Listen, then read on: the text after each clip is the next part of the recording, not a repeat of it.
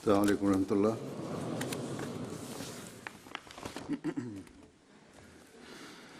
أشهد أن لا إله إلا الله وحده لا شريك له وأشهد أن محمدا عبده ورسوله أما بعد فأعوذ بالله من الشيطان الرجيم بسم الله الرحمن الرحيم الحمد لله رب العالمين الرحمن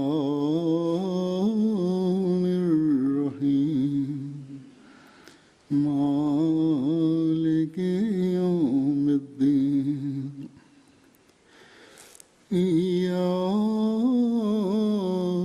نعبد وإياك نستعين اهدنا الصراط المستقيم صراط الذين أنعمت عليهم غير المغضوب عليهم ولا الضالين.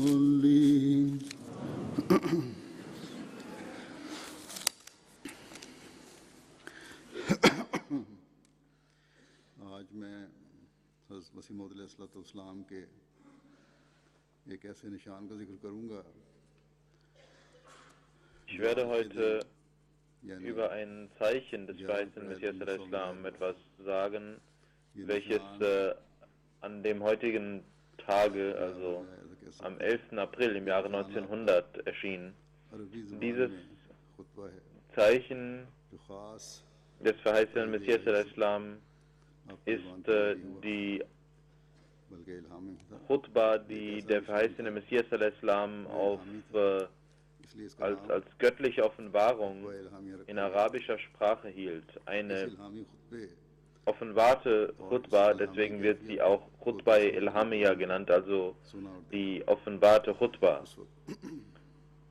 Über 200 Menschen hörten diese Khutbah vor Ort und ich wurde auch darauf hingewiesen, dass heute sich dieser Tag jährt und auch heute ein Freitag ist und dass an dem heutigen Tage dieses Zeichen genannt werden sollte.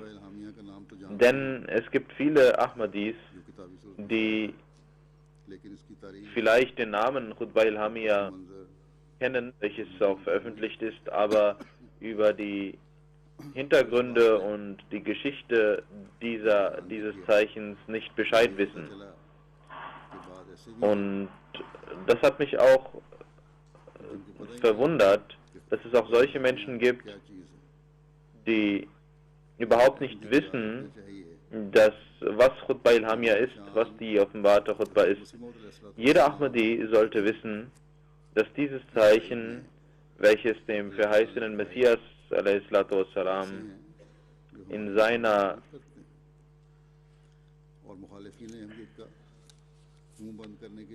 welches Gott für seine Wahrhaftigkeit zeigte, das ist ein Zeichen, welches uns stärkt und uns auch die Möglichkeit gibt,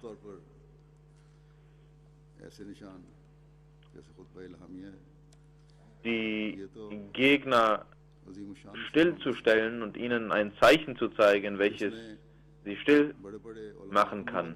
Und das ist ein großartiges Zeichen, eines der großartigsten Zeichen, welches viele große sogenannte Gelehrte auch sahen und deswegen nichts mehr sagen konnten, nachdem sie dieses Zeichen sahen. Ich werde also heute über die Hintergründe dieser Khutbah etwas sagen und auch was die Auswirkungen dieser Ansprache waren und welche Wirkung diese auf die eigenen Menschen hatte und was die fremden Menschen dazu sagen. Und ich werde auch einige Zitate aus der Ansprache zitieren, um die Großartigkeit dieser Ansprache zu sehen, denn das kann man nur sehen, wenn man diese liest. Aber diese wenigen Sätze, die ich daraus vortragen werde, die ich ausgewählt habe, auch in diesen Sätzen steckt viel Großartigkeit, Wahrhaftigkeit, und man erkennt den Rang des verheißenen Messias al-Islam. In Tazkira, in dem Buch der gesammelten Offenbarungen des verheißenen Messias al-Islam, wurde dies nicht aufgenommen, weil dies schon an sich in einem Buch veröffentlicht worden ist. Aber ich habe da einige Bedenken, deswegen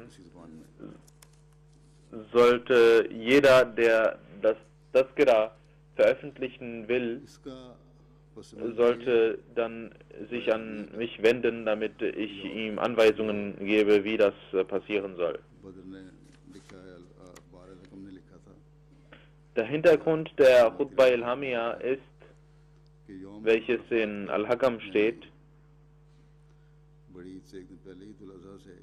dass am Tag des Arafat, also an dem Tag, einen Tag vor dem Eid al-Adha, morgens der verheißene Messias ﷺ per Brief Hazrat Maulana Nuruddin Sahib radhiyallahu informierte, dass der verheißene Messias ﷺ heute und die heutige Nacht im Gebet für seine Freunde verbringen möchte. Deswegen sollen alle Freunde, alle Anhänger, die hier da sind, mich anschreiben und mir ihre Kontakte schicken, damit ich für sie beten kann. Und man fertigte eine Liste und brachte sie dem verheißenen Messias al-Islam, eine Liste mit den Anhängern.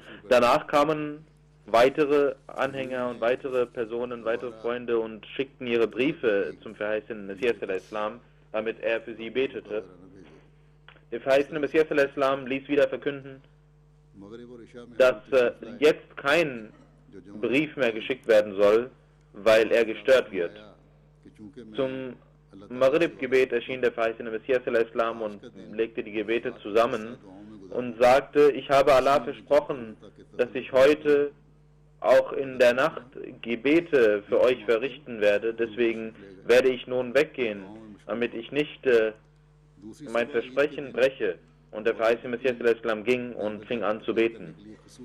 Am zweiten Tag, also am nächsten Morgen, am Eid al-Adha, kam Abdul Karim Sahib, der verheißene Messias, und bat ihn, eine Rede zu halten.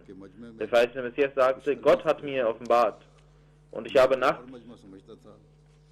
die Offenbarung bekommen, dass ich in arabischer Sprache sprechen soll. Ich dachte, das ist eine andere Menge, doch das ist diese Menge, die jetzt vorhanden ist, vor der ich diese Ansprache halten werde.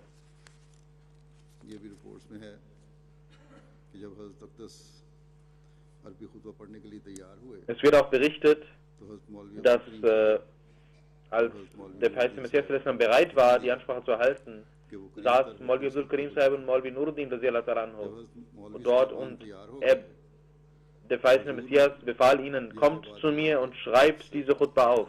Als beide Gelehrte bereit waren, fing der verheißene Messias mit den Worten Ja Ibadillahi an, O ihr Diener Allahs.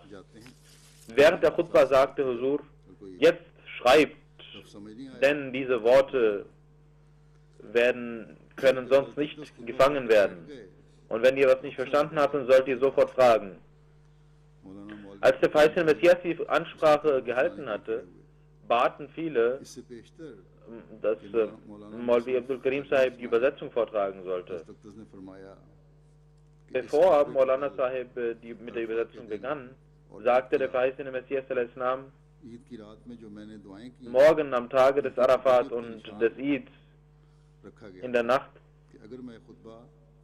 gestern am Tage des Arafat habe ich gebetet und das ist ein Zeichen Allahs. Wenn ich eine Ansprache in arabischer Sprache vortragen sollte, dann würden alle Gebete erhört werden. Alhamdulillah, dass alle Gebete erhört wurden, sagte der verheißene Messias al-Islam. Und dann begann Maulvi Abdul Karim Sahib mit der Urdu-Übersetzung.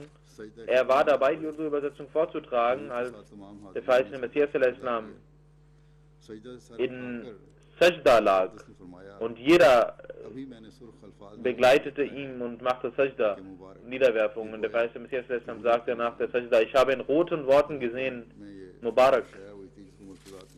Das ist ein Zeichen der Erhörung der Gebete. In Al-Hakam wurde dieser Bericht gesichert. Der verheißene Messias schreibt in seinem Buch Nazul al-Masih: Am Morgen des Eid al-Adha habe ich die Offenbarung bekommen, dass ich in arabischer Sprache reden sollte. Viele Menschen wurden darüber informiert. Und der verheißene Messias sagt: Ich habe davor niemals in arabischer Sprache eine Rede gehalten. Doch an dem Tage stand ich auf, um zu reden.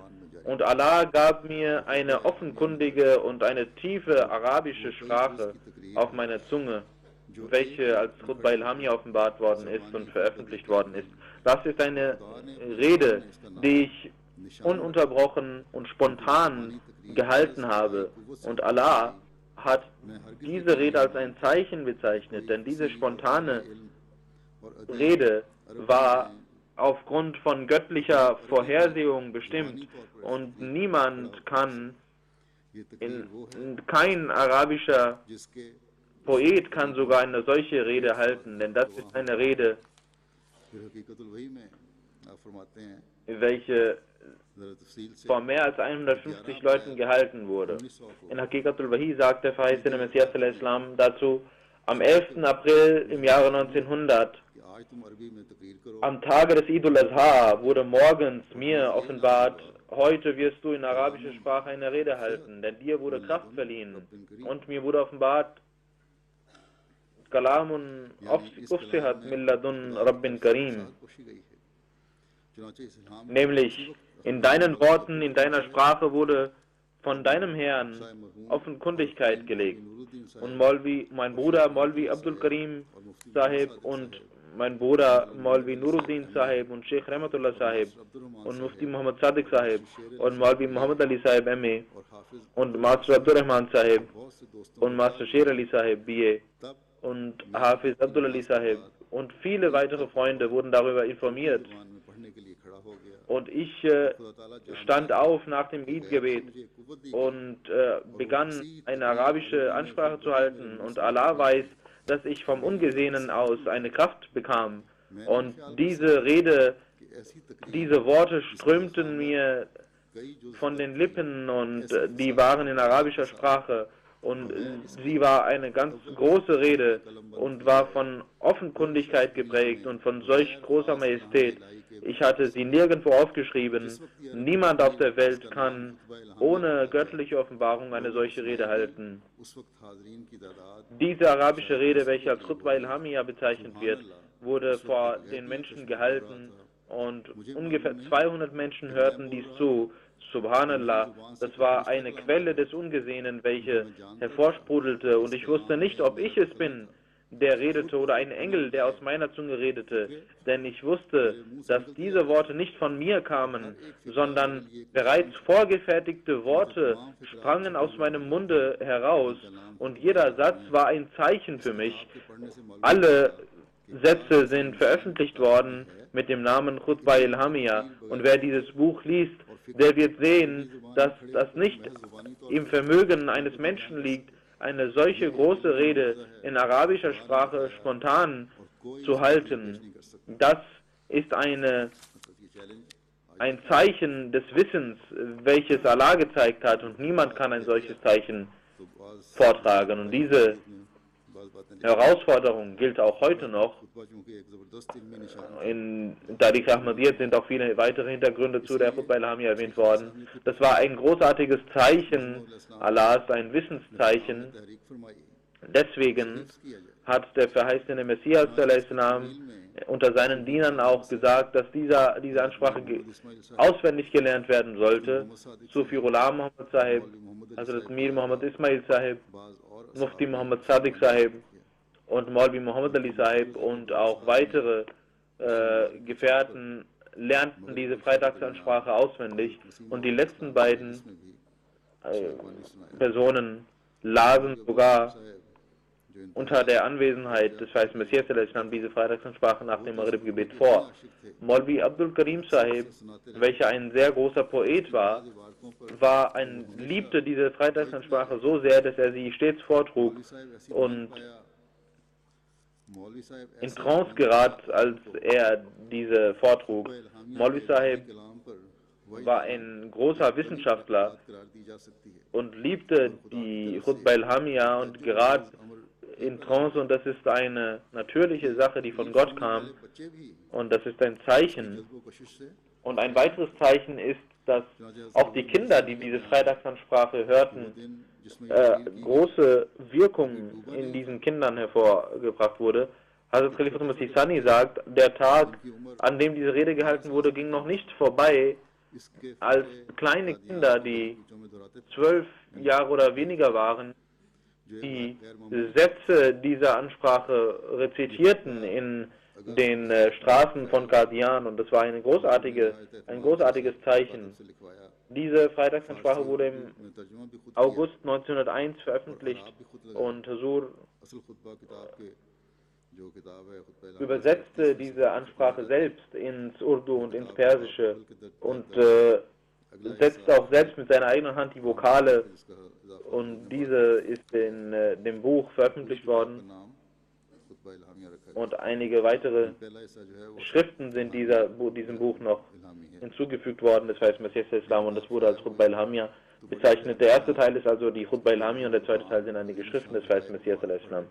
Dieses Buch wurde veröffentlicht und viele große arabische Gelehrte waren verwundert über die Sprache und über diese Ansprache.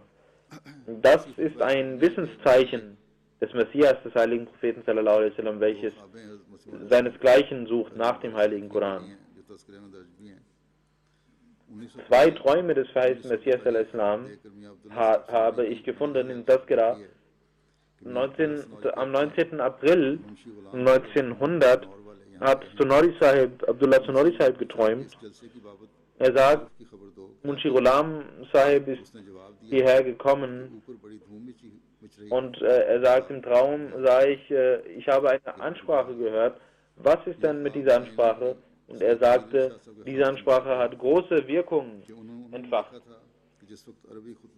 Genauso hat Mir Ali Shah Sahib diesen Traum gesehen, exakt den gleichen Traum, dass eine Ansprache gehalten wird, und der heilige Prophet Muhammad sallallahu alaihi wasallam und Jesus alaihi salam und Moses alaihi salam und Hazrat Khizr in der Versammlung da sind und sich diese Ansprache anhören.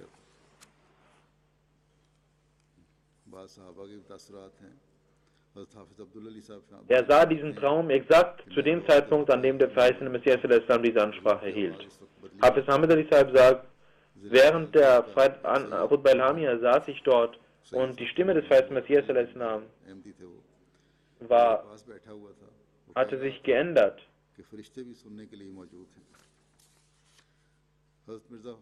Sayyid Mulhim saß neben mir und sagte, selbst Engel sitzen hier, um sich dies anzuhören. Mirza Fazal Beg Sahib sagt, die Khutbah al-Hamiyya, das Eid al-Adha, hörte ich von dem verheißten Messias in der Masjid Mubarak, vom verheißten Messias. Ich stand an der Tür.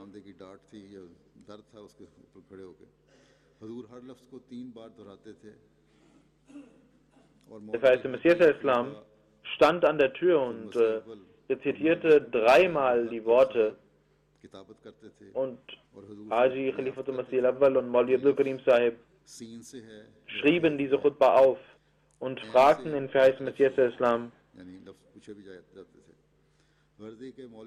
ob ein Wort mit Sin oder Sa geschrieben ist oder Ein oder Alif, und sie fragten nach der Schreibweise der Worte.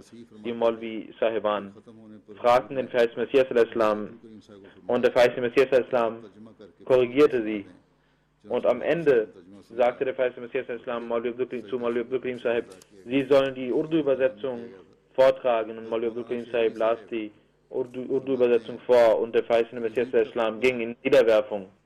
Maulana Sher Ali Sahib sagt, dass die Ba'id von dem verheißenen Messias gehalten wurde.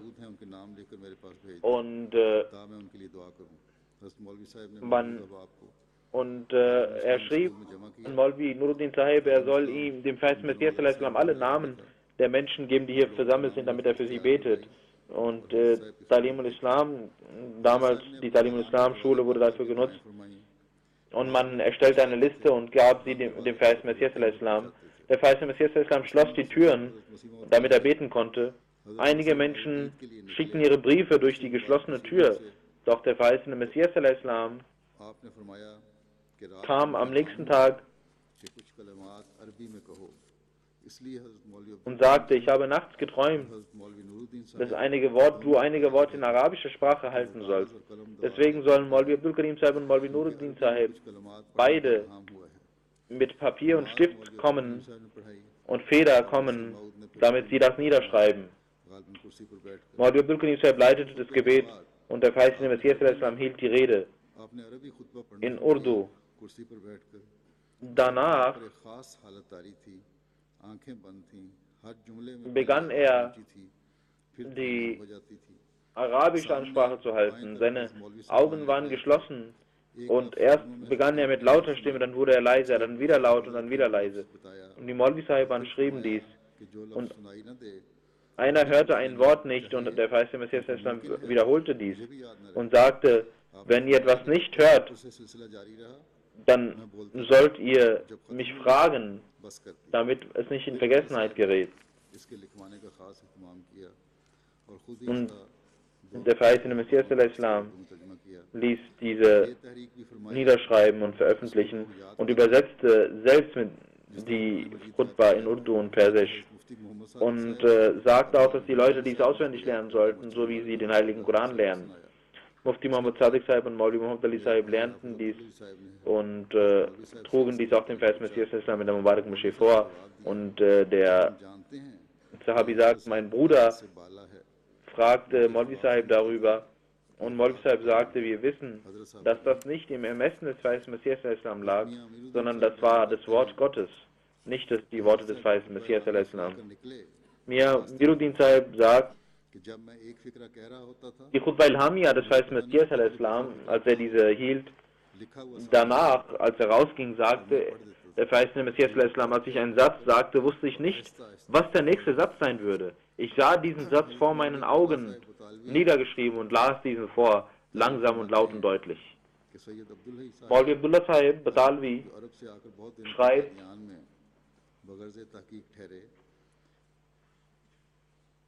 dass Sayyid Abdullah Sahib, der ein Araber war und nach Qadian kam und später auch das Bait machte, er sagte über sein Bait, er sagte, ich bin überzeugt mit vollem Herzen, nachdem ich die Worte des verheißenen Messias gelesen habe, dass das nur durch göttliche Kraft geschehen kann. Doch ich konnte nicht glauben, dass diese Worte selbst der verheißene Messias geschrieben hat. Obwohl mir Maulvi Nuruddin Sahib und andere Gelehrte versicherten, dass das die Worte des verheißenen Messias sind, doch ich hatte Zweifel daran, dass der verheißene Messias dies schrieb. Und ich suchte nach Beweisen, ob das wirklich die Worte des verheißenen Messias sind. Und kein anderer ihm dabei geholfen hat. Ich schrieb also einige Briefe an den verheißenen Messias und erhielt Antworten von ihm und verglich sie mit den Büchern des verheißenen Messias und wusste, dass sie gleich waren. Aber trotzdem hatte ich Zweifel und mir wurde geantwortet, dass der verheißene Messias in seinen Briefen anders schrieb und dass dies nicht von Gott sind, aber die Bücher, die der verheißene Messias geschrieben hat, die sind mit göttlicher Kraft geschrieben worden, mit göttlicher Absicht und seiner Unterstützung. Deswegen wirst du einen Unterschied finden zwischen den Briefen und den Büchern des verheißenen Messias. Und so muss es auch sein, denn die persönliche Bildung und die göttliche Bildung sind zwei verschiedene Sachen. Und er sagt, ich blieb in Qadian, damit ich auch eine solche göttliche Unterstützung sehen konnte.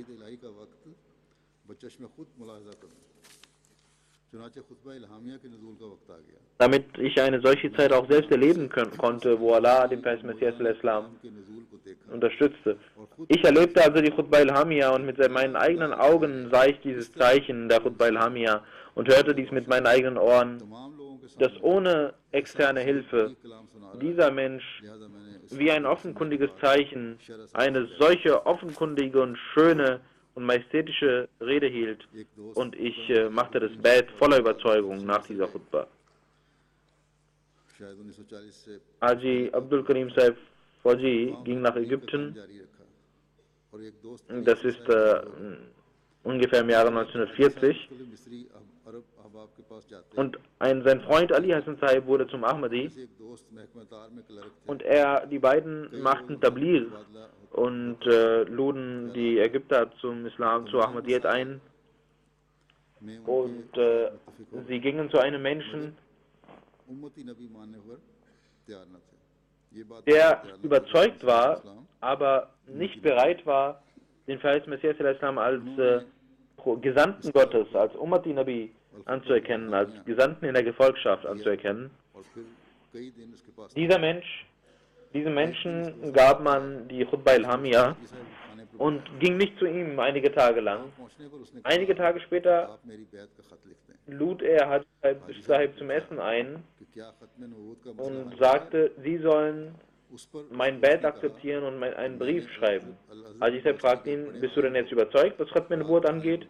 Er antwortete, ich habe einen Gelehrten aus der Al-Azhar-Universität eingeladen und ich sagte ihm, dass einige Inder Tabligh gemacht haben und gesagt haben, dass Jesus gestorben ist und der Jesus gekommen ist in Form der Gefolgschaft des heiligen Propheten sallallahu alaihi wasallam und als Messias und Mahdi erschienen ist. Und seine Anhänger, und das ist Mirza Ghulam Ahmad Qadiani, der dies vorgibt. Ich bin, was die Beweise angeht, überzeugt, doch sie sagen, dass Mirza Sahib ein Gesandter Gottes ist, und das ist eine Sache, die ich nicht annehmen kann. Denn Sie sind ein Gelehrter, Sie sollen mir sagen, ob ich richtig liege oder nicht. Dieser Professor der Al-Azhar-Universität antwortete, ich habe die Literatur des verheißten Messias al-Islam gelesen und habe auch einige Ahmadis getroffen und mich unterhalten, die das Prophetentum, welches Mirza Sahib vorgibt, wenn auch tausende solcher Propheten kommen, dann kann das keine Auswirkung auf das Khatm an-Nubuwwat haben. Das war es, was er anerkannte.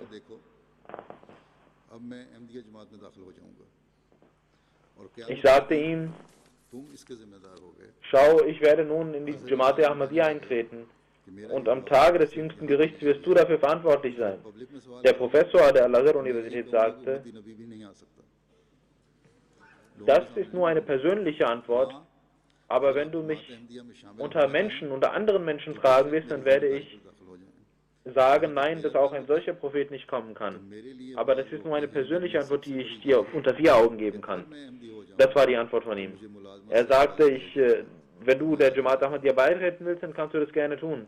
Aber wenn ich das tue, werde ich entlassen von meinem Job. Das war also, seine innere Überzeugung war, dass die Ahmadiyya wahr ist, aber er scheute es. Dieser Freund sagt, er beschloss, die Jamaat beizutreten, Er las die Khutbah al-Hamia und sah im Traum nachts, dass Sayyidina Ahmad Masih Maud a.s. mit einer Jamaat irgendwo hingeht, und ich fragte ihn, Rasul, wer ist das? Und wo führen Sie die hin? Er antwortete, das sind die Freunde Allahs, welche in der Ummat Muhammadiyya vor mir gekommen sind, und ich gehe mit ihnen, um sie dem heiligen Propheten sallallahu alaihi wasallam zu zeigen. Ich bin der Khatamul Awliya, und nach mir kann es nur solche Freunde Gottes geben, die sich mir anschließen. Und keiner kann ein Prophet nach dem heiligen Propheten sallallahu alaihi wasallam sein, außer ein Ummati-Prophet, so wie ich es bin. Und er sagt, als er aufstand von diesem Traum, war er überzeugt. Und Haji Sahib sagt, ich füllte sein Bettformular aus und schickte es nach Qadian. Ein großer Gelehrter, Sheikh Abdul Qadir al-Maghribi,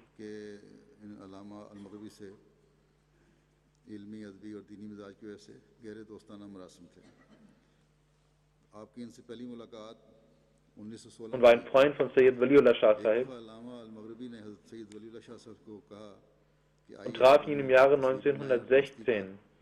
Allama al-Maghribi sagte zu Waliullah Shah Sahib, wir sollten zusammen ein Foto machen, und sie schworen, dass sie Freunde bleiben würden. Als Muslim nach Damaskus ging, kam auch Maulvi Abdul Qadir Sahib, um ihn zu treffen, und stellte ihm einige Fragen. Und als Muslim antwortete, sagte er,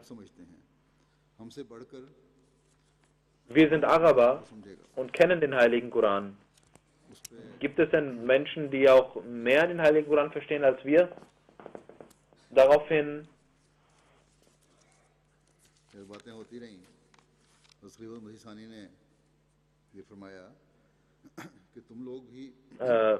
der Muslim sagte,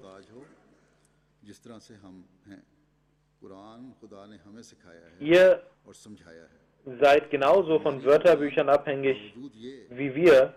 Allah hat uns den Koran gelehrt.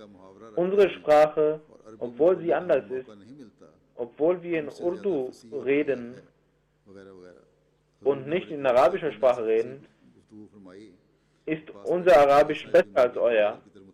Und Huzur fing an, in Arabisch zu sprechen, und auch Sayyid Sahib sagte, wirklich, sie sprechen besseres Arabisch als wir. Und Maulvi Abdul Qadir Sahib fing an, mit Respekt zu sprechen.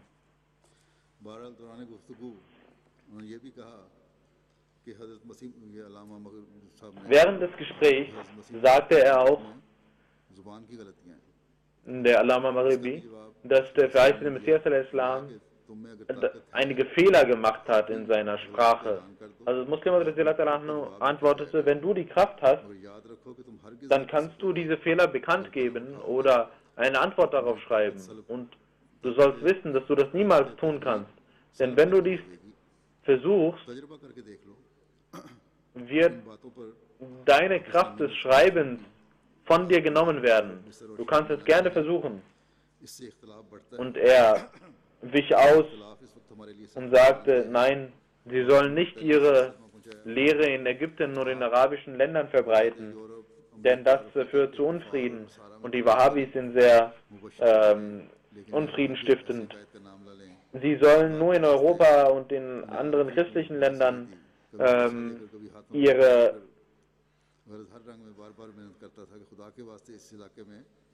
Botschaft übergeben. O Sayyidi, er bat Muslim nicht hierher zu kommen und nicht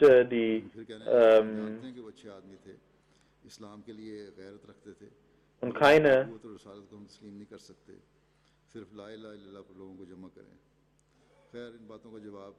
keine Muballighin in den arabischen Ländern zu schicken. Also Khalif Sistani antwortete ihm und sagte, wenn das unser eigenes Geschäft wäre, dann hätten wir das nicht gemacht. Aber das ist ein Befehl Allahs, und ich und Sayyid Ahmad haben keinen Einfluss darauf. Wir werden das sicherlich tun und wir müssen dies tun.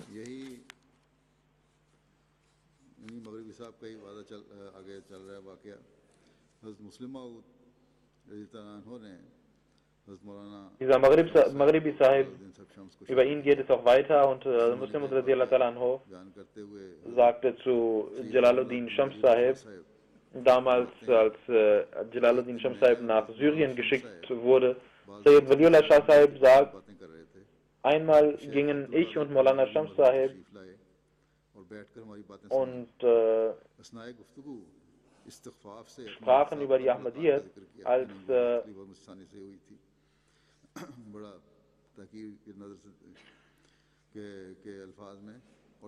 Maghribi Sahib da kam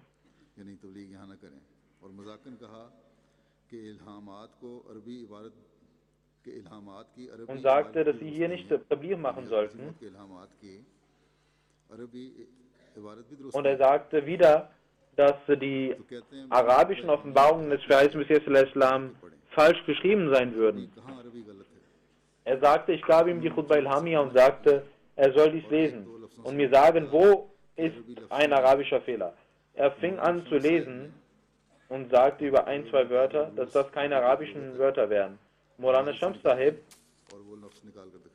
holte das Wörterbuch Tajul Urus heraus und zeigte ihm diese Worte. Die Zuschauer waren sehr beeindruckt und Shah Sahib sagt, ich sagte, sie gelten als großer Poet und großer Gelehrter, aber sie können nicht einmal so viel Arabisch wie mein Schüler. Deswegen, er nannte ihn Schüler. Er wurde sehr emotional und wütend und sagte und verließ das Zimmer. Die Leute, die dort saßen, waren beeindruckt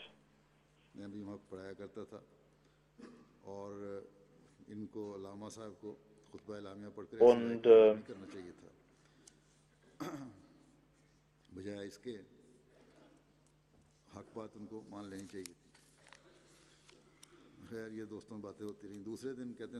er sollte die Wahrheit erkennen. Am zweiten Tag, am nächsten Morgen, sagte Shams Sahib zu mir, Hazrat Khalifa Masih Sani hatte ihnen gesagt, dass sie nicht die Kontakte mit mit Maghribi Sahib schwächen sollten. Und wir gingen wieder zu ihm, zu Allama Sahib, und klopften an seine Tür. Maghribi Sahib kam heraus und nahm mir in die Arme und sagte, ich entschuldige mich bei Ihnen. Ich wollte zu Ihnen kommen. Kommen Sie hinein. Ich werde Ihnen zeigen, wie meine Nacht war. Er sagt, er zeigte ihnen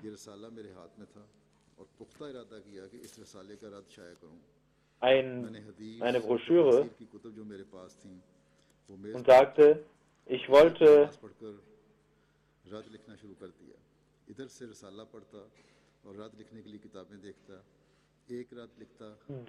die Antwort auf dieses Buch schreiben und las Bücher dafür. Als ich eine Antwort schrieb, zerriss ich sie und die nächste Antwort zerriss ich und die übernächste auch. Und meine Frau kam und sagte, was versuchst du da? Leg dich hin und schlaf. Er sagt, ich konnte nichts gegen die Bücher des verheißten Messias al-Islam schreiben. Alles, was ich schrieb, dachte ich, dass dies falsch war.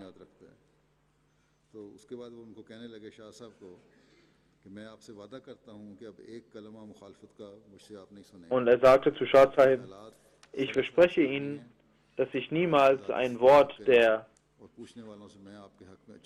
Feindschaft gegen Ihnen sagen werde. Sie können hier Tabligh machen, wie Sie möchten. Ich werde über Sie nur positiv berichten, aber ich kann nicht Ihrer Jamaat beitreten. Er war aber von der Jamaat überzeugt und lobte die Jamaat. Ich werde nun einige Zitate aus der Khutbah Ilhamiyya vorlegen. Man sollte diese Khutbah vollständig lesen, aber ich werde einige Zitate vortragen. Der verheißene Messias al-Islam sagt in arabischer Sprache: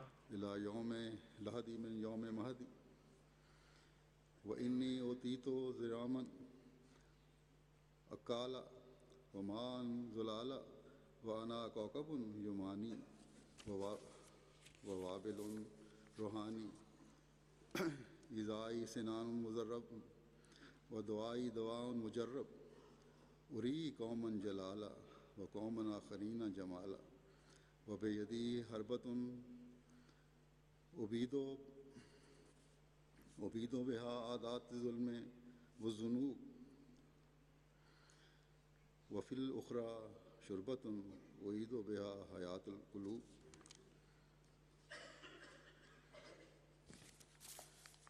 यानी ए लोगो मैं वो मसीह हूँ कि जो मोहम्मदी सिलसिले में से है Das bedeutet, o ihr Menschen, ich bin der Messias, welcher in der Gefolgschaft des heiligen Propheten Muhammad sallallahu alaihi wasallam erschienen ist. Und ich bin Ahmad, der Prophet, und Gott ist mit mir. Seit meiner Kindheit habe ich das Feuer bekommen, welches zerstört, und ich bin ein spirituelles Regen. Und wenn ihr mir etwas zuleide tut, dann ist das wie ein Speer gegen euch, und mein Gebet ist ein Gebet, das erhört wird. Und ich zeige meine Schönheit und meine Güte, und ich habe die Waffe des Gebets, ich habe die Waffe in meiner Hand, durch die ich die Sünde bekämpfe, und in meiner anderen Hand habe ich das Getränk, mit dem ich den Glauben wiederbelebe. Dann sagte der Messias weiter: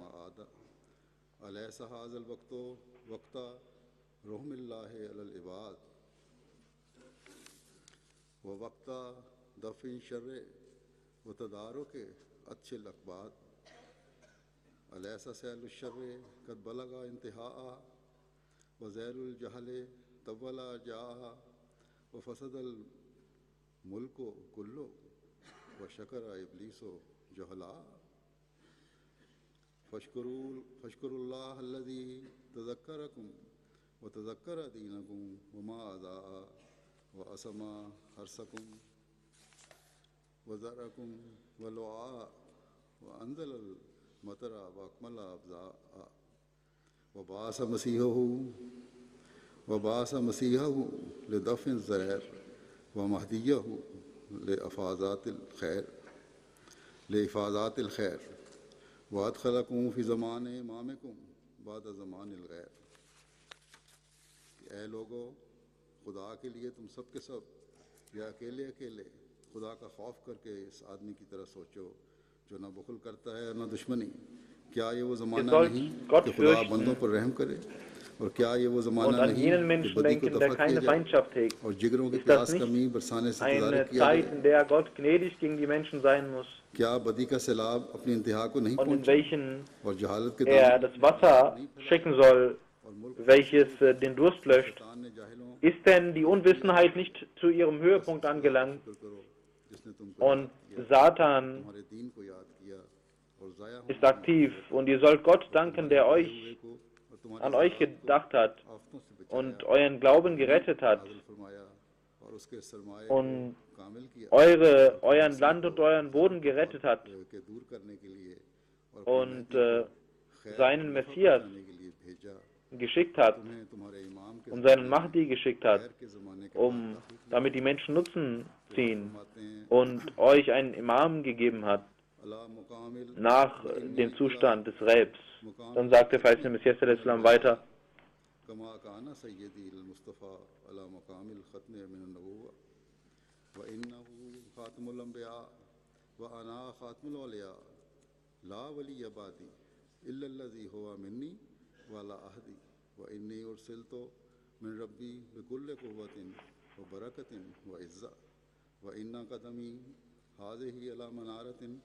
खुतिमा अलैहा कुल्लु रिफ़ा वत्तकुल्लाह अय्युहल फ़ित्यान वारिफ़ूनी वातीऊनी वला तमूतू बिल इस्यान वक़द करोबल ज़मान वहाना अन तसअला कुल्लु नफ्सिन वतुदान। मैं वलायत के सिलसिले को ख़त्म करने वाला हूँ, जैसा कि हमारे सैयद हज़रत सल्लल्लाहु अलैहि वसल्लम Ich bin gekommen, um die Walayat zu vollenden, so wie der heilige Prophet Muhammad sallallahu alaihi wasallam das Prophetentum vollendet hat. Ich bin Khatamul Awliya, genauso wie der heilige Prophet Khatamul Anbiya ist. Das heißt, ohne mich gibt es keinen Wali, keinen Freund Allahs. Und mein Schritt ist auf einem Minarett, welches ein vollkommenes Minarett ist. Ihr sollt Gott fürchten, o ihr Menschen, Und ihr sollt mich akzeptieren und nicht Feindschaft gegen mich hegen und nicht in Feindschaft sterben. Denn jene Zeit ist gekommen, wenn jeder nach seinen Werken gefragt wird. Das ist das Zeichen, das großartige Zeichen, die großartigen Worte des verheißenen Messias al-Islam, die Einladung an die Menschen, die der verheißene Messias al-Islam auf Geheiß Gottes der ganzen Welt gab.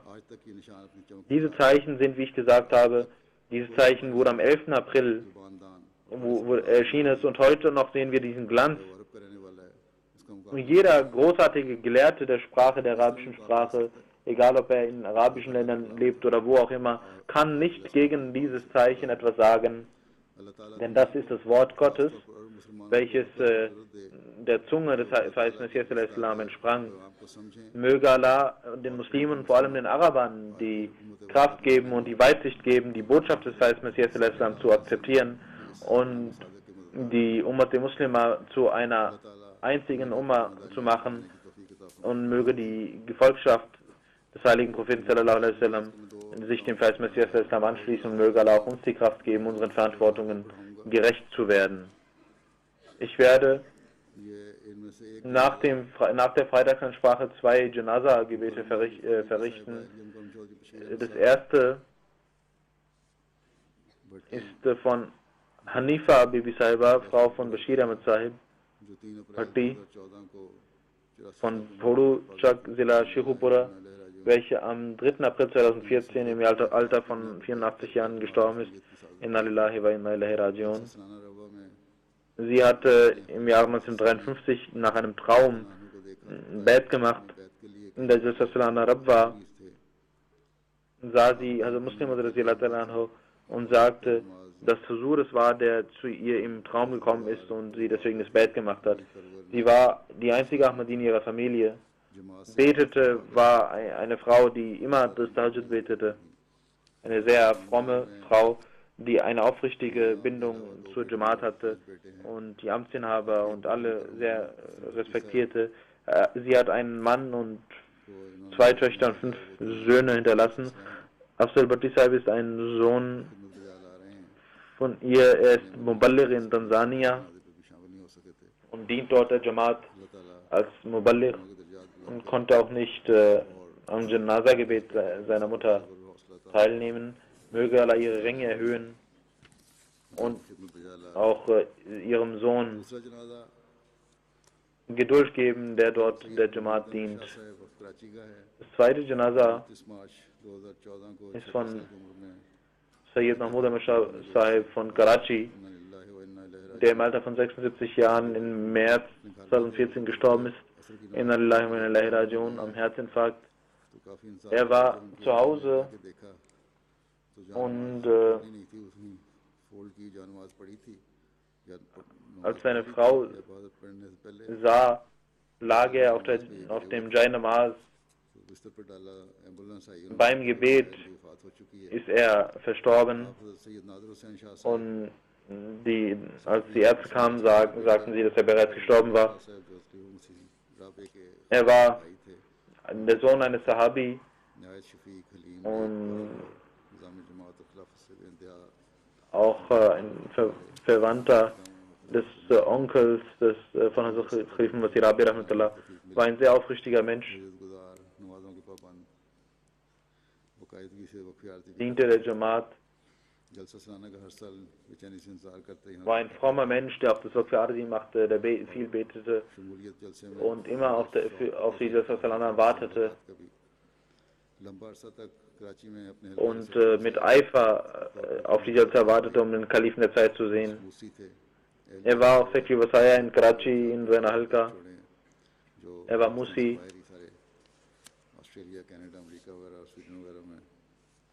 Er hat eine Frau, eine Tochter und 4 Söhne hinterlassen. Die sind in anderen Ländern, wohnen in anderen Ländern. Ein Bruder von ihm wohnt hier, Sayyid Nasir Shah Sahib, der in Charge von Shoba Rishtanata ist, hier in England. Möge Allah allen Verwandten Geduld geben und die Kraft geben.